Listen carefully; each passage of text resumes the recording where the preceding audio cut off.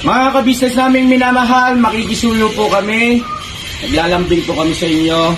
Kumari po sana ay pakisuportahan natin Alminda Cariaga Mix Vlog.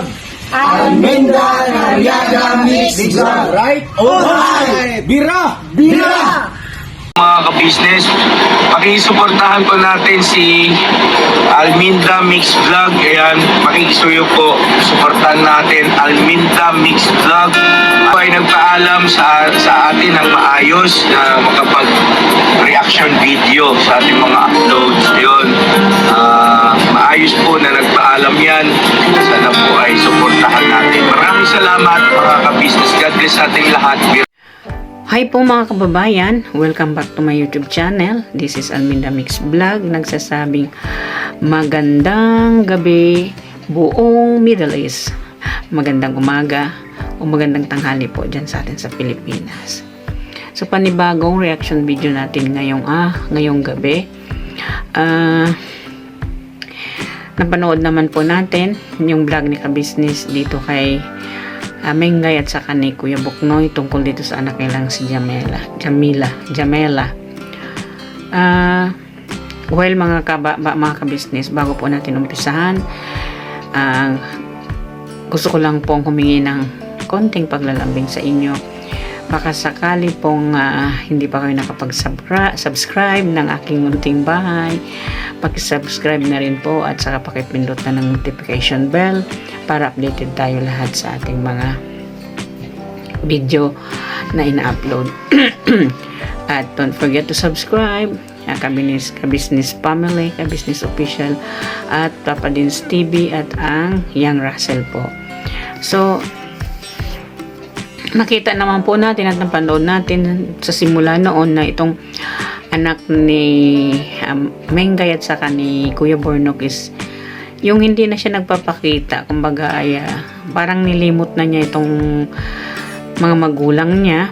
So hindi natin alam kung ano yung nasa isip nitong batang ito, pero matalakay lang po natin mga kabisnes.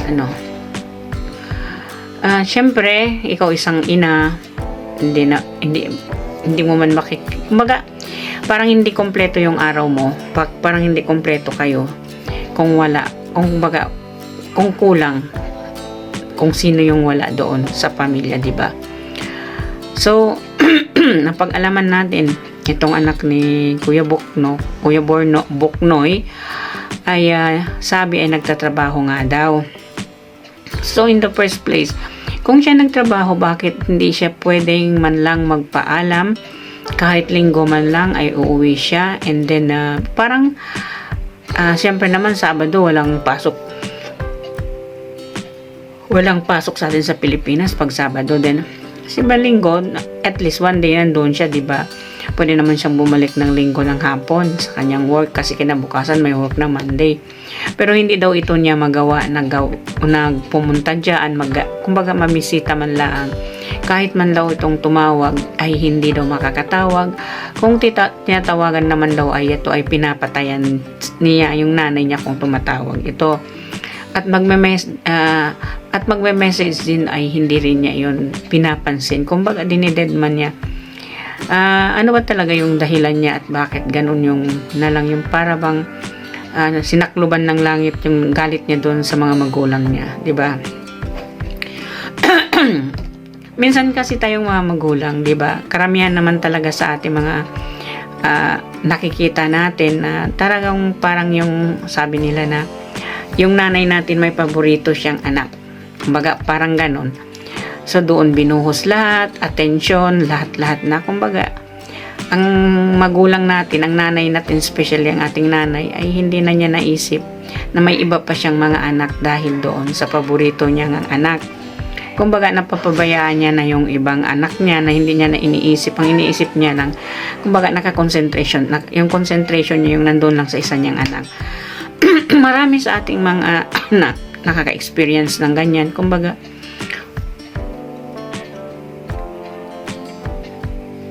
hindi man isa lang na taong nakaka-experience. Alam natin maraming nakaka-experience ng ganyan. Hindi lang ako, hindi lang kung sino. Ang hindi natin kasi maintindihan bakit yung parang hindi pantay ang tingin sa atin ng ating mga magulang, 'di ba? Minsan kasi naiisip natin na anak ba ako o hindi nila ako anak, kasi bakit yung pansin nila nandoon na lang sa una? Bakit yung kaming pangalawa, pangatlo ay hindi na kami napapansin, hindi ba? Karamihan po sa ating ganon. Yung mga parents natin, ganon sila. Pero bagamat ganon man ang nakikita natin,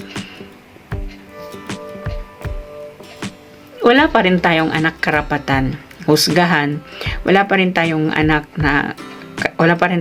anak na karapatan ay kung ano yung dinaramdam ng nanay natin ay kumbaga ay kamuhian na natin, 'di ba? Kung ano yung gusto niya, yun lang yung gusto niya, ay mag-hate na rin tayo sa kanya, 'di ba? So dito sa pahayag na anak ni Kuya Buknoy na pangalawa ay parang na-touch ako dito kasi nakakaiyak siya kasi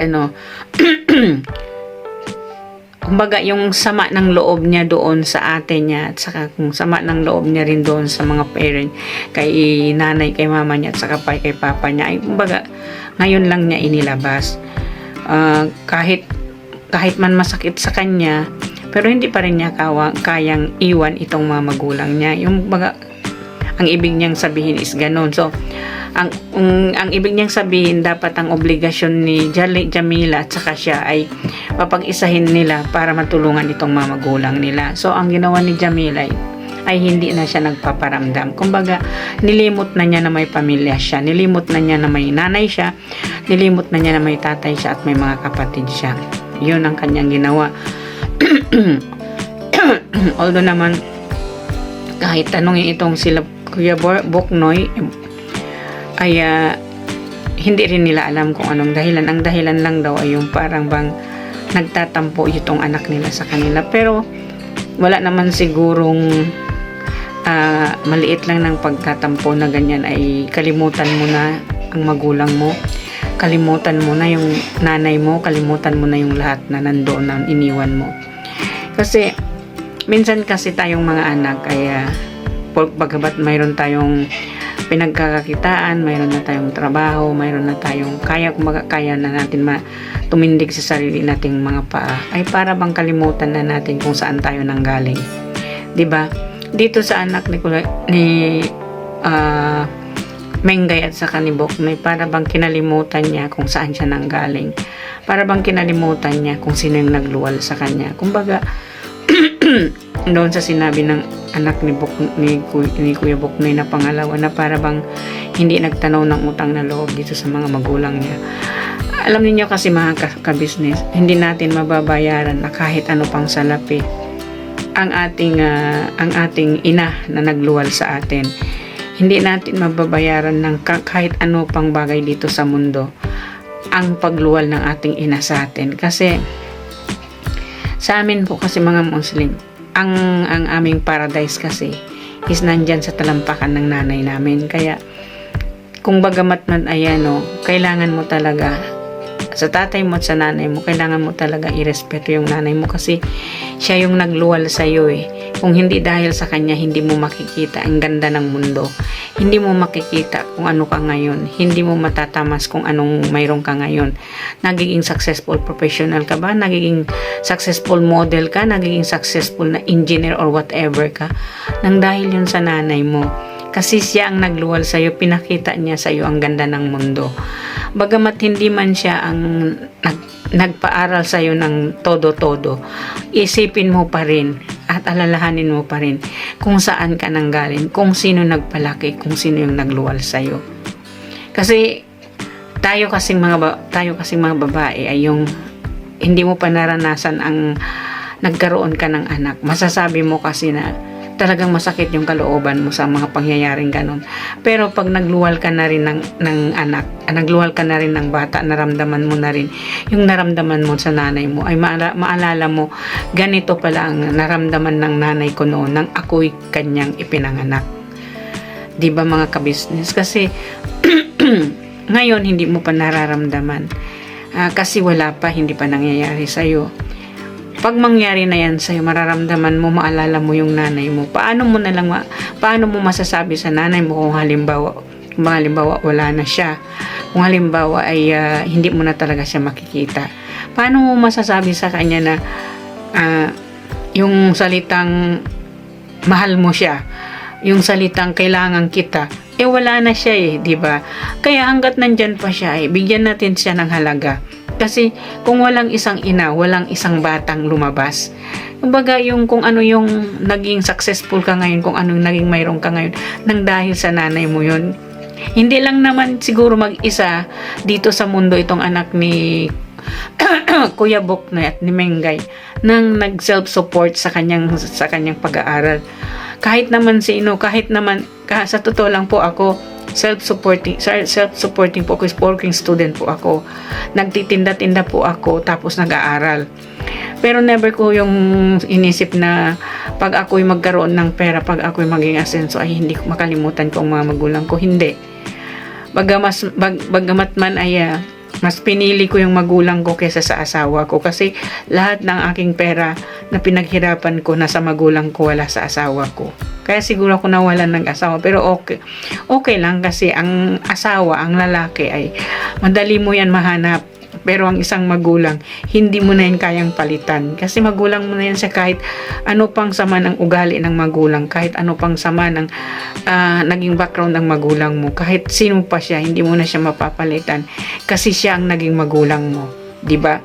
So, magamat na narinig natin, diba? Narinig natin kung ano yung paliwanag ng anak ni Kuya Boknoy, itong pangalawa na nakakabagbag ng damdamin. Kumbaga, sinakripisyo niya yung future niya, na hindi na siya nag-aral dahil gusto niya makatulong dito sa mga magulang niya, na ang dapat ay magtulungan sila sa responsibilidad na ito. So, ang ibig lang sabihin talagang ay mas matalino itong anak niyang pangalawa kaysa sa una niyang anak, yung panganay nilang anak. Kasi itong style ni Jamila, para kasi siyang selfish niyang anak, napaka-selfish niyang tao, kasi hindi siya marunong tumanaw ng utang na loob dito sa nanay niya, kasi hindi naman niya makikita yung mundo. hindi naman siya nagiging successful katulad ngayon na successful na siya sa work niya, kung hindi naman yun sa nanay niya. Dito sa kanyang itsura, sa kanyang pagmumukha, kung hindi naman yun dahil na ginawa siya ng nanay niya at saka ng tatay niya, pinagkaloob ng Panginoon sa kay Mengay at saka sa kay Kuya Boknoy, ang magiging siya. Di dapat kumbaga nandun kahit anong galit mo sa magulang mo, kahit anong galit, kahit ano pa man yan, ay dapat hindi mo silang kayang tiisin, kasi doon ka nang galing dugot lamang ka ng nanay mo, dugot lamang ka ng tatay mo. Yun ang dapat mong alalahanin, diba mga kabisnes? Siguro itong si Jamila talagang parang ganun talaga yung pangungugali, na kumbaga kahit walang dahilan, ginagawa niya ng dahilan, na hindi lang, ayaw niya na lang siguro dito parang kumbaga nilimot at tinalikuran niya talaga yung mga magulang niya. Sa bagay mga kabisnes, ang anak kayang tiisin ang ina hindi niya kayang tiisin ang anak niya. Pero yung mga anak, pag tumalikod yan, kaya nila yung tiisin ng mga magulang nila, na hindi nila lingunin, hindi nila maalala. Pero tayong mga ina na, tayong mga nanay, hindi natin kayang talikuran ang ating anak. Kumbaga hindi natin kaya ipagpalit kahit kanino man. Kasi ito yung natin ito yung this is the precious gift from God to us, ang magkaroon ka ng anak at maramdaman mo na ikaw isang ina, na maramdaman mo na ikaw isang babae dahil ikaw ay nanganak. Pero yun lang ang hindi natin maintindihan, bakit karamihan ng mga anak natin na nakikita natin ay para bang wala silang respeto, hindi nila ginagalang ang nanay. Kumbaga mas matapang pa sila kesa sa nanay nila kung sila umasta. Diba? Nakikita naman natin yun, naririnig natin yun, nakikita natin ng dalawang mata natin. Kumbaga yung damdamin natin ay para bang nadudurog kung makarinig ka ng gano'n na parang yung hindi nirespeto yung isang ina, kasi ina ka rin eh, ina na rin ako eh. Kumbaga, kung ginawa sa akin ng anak ko yung gano'n na hindi niya ako respetuhin, parang hindi ko matiis yun, kumara hindi ko ikabuhay yun. Unti-unti siguro ako mapupudpud na parang kandila sa ganun eh. Hindi ako respetuhin ng anak ko, na alam niya galing siya sa akin, na alam niyang ako ang nagluwal sa kanya, tapos bigla na lang ganun na limutin ako nang basta-basta na lang na walang dahilan, di ba? Although binigay mo naman sa kanya lahat, kumbaga siya yung inuna mo kesa sa iba mong mga anak, pero ano pa yung ginanti niya sa'yo? Yung ganyan na limutin ka na, parang nilimot ka na niya bilang isang ina. Kumbaga hindi ko makayang mapaliwanag kung ano yun, di ba? Dito sa anak ni Kuya Boknoy, siguro konting advice lang sa kanya, wag mong ipagmalaki o wag mong itanim doon sa puso mo yung galit na wala namang dahilan. Kung ano man yung kinagalit mo dyan sa nanay mo, ipag-ano mo yan, sabihin mo yan, ilabas mo yan sa kanya, maintindihan ka nun, kasi ganun magmahal ang isang ina. Ina ay pwedeng hindi umintindi sa isang anak, kasi anak mo yun eh. Kung ano man yung nasabi o nagawa then i-voice out mo yun sa kanila, kung ano yung dapat na sabihin mo para malaman nila. Kung hindi yung nagtatago ka. Ang sakit sa isang ina na tulad mo na inaalala kanila, tapos hindi mo sila inaalala, parang wala lang sa'yo, parang yung, in short, itinapon mo na sila. Kumbaga, parang ibang tao na sila sa kanila. Alalahanin mo itong anak ni Kuya Boknoy, itong si Jamela. Alalahanin mo, Jamela, kung hindi dahil sa nanay mo, wala ka dito sa mundo. Kung hindi dahil sa tatay mo, wala ka dito sa mundo. Isipin mo kung paano yung utang na loob mo bilang isang ina doon. Hindi yun mababayaran. Ang ina ay hindi nanunumbat kung pwede mong bayaran o bababayaran sa iyo yun, hindi. Sapat na kaming mga ina, sapat na kaming pagmamahal lang ng aming anak, sapat na sa amin yun. Hindi na kami nangangailangan ng pera o anuman na bagay na isusukli sa amin, hindi. Pagmamahal lang ng isang anak, sapat na sa amin yun. Pagmamahal lang, okay na sa amin yun. Yun lang ang importante sa amin. Yung bang ipadama ng isang anak na mahal niya yung nanay niya, ipadama ng isang anak kahit na hindi mo taos pusong mamahalin, irespeto mo lang yung ina mo, ay masaya na siya doon. Kasi ganun kababaw yung ng mga ina eh, kasi inuuna kasi naming mga ina yung kapakanan ng aming mga anak, yung kapakanan ng anak namin, na kung ano yung dapat namin ibigay sa kanya. Ganon. So, mahirap man intindihin, mahirap man natin paipaliwanag, mahirap man natin sabihin, kasi hindi natin kilala ang bawat isa. Katulad nitong anak ni Kuya Boknoy, hindi natin siya kilala, hindi natin siya alam kung anong sasabihin natin sa kanya, kasi kahit sa mga magulang niya ayaw niyang magpakita. Nakita naman natin na ang paghinagpis ni Mengay noon pa man hanggang ngayon, na talagang gusto niyang makita yung anak niya. Pero itong si Jamila parang baliwala sa kanya. Ang mas gusto niya pang nakikita nasasaktan yung nanay niya at tatay niya kaysa magpakita siya. Hindi niya kasi iniisip balang araw ay mas higit pa dyan ang mararamdaman niya kung siya'y magkaanak na. Kung ibabalik sa kanya ng Diyos ang ginawa niya sa nanay niya, mas higit pa. Kung 100% dito sa nanay niya ginawa niya, gagawin niya ng anak niya 4 million times ang sakit mararamdaman niya. Magiging ina rin siya isang araw. Baka sinasabi niya, hindi yung gagawin sa akin. No. Kung ano yung ginawa mo sa nanay mo, yun din ang gawin sa'yo ng anak mo. Ang hindi mo siya respetuhin, ang hindi ka rin respetuhin ng anak mo. ang hindi, ang ganyan na style, mangyayari at mangyayari yan sa'yo. Hindi yan pwedeng hindi mangyayari sa'yo kasi ginawa mo yan sa nanay mo.